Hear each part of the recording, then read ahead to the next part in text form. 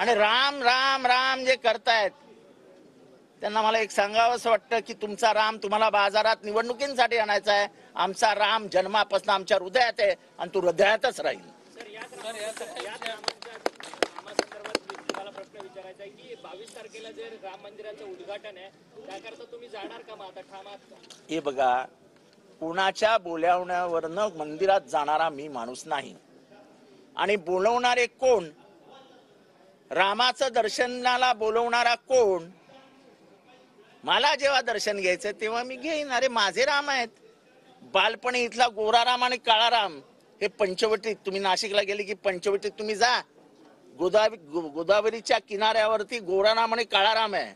त्या दोन्ही मंदिरात दरवर्षी जाणारा मी माणूस आहे. एका गुहेतनं जागवावं लागतं एका रामाचं दर्शन घेण्यासाठी. मी जिथे राम गेले होते, राम जिथनं गेले, श्रीराम प्रभू श्रीराम, त्या गावचा माणूस आहे मी. तेव्हा मला रामाबद्दल कोणी सांगण्याचा प्रयत्न करू नये. सगळ्या विषयामध्ये एक महत्त्वाची बाब अशी आहे की तुम्ही या सगळ्या विषयामध्ये बोलताय, अगदी संदर्भ घेऊन तुम्ही सगळा विषय मांडलेला आहे. असं असताना तुमच्या पक्षातले इतर जे नेते आहेत ते मात्र कुठेही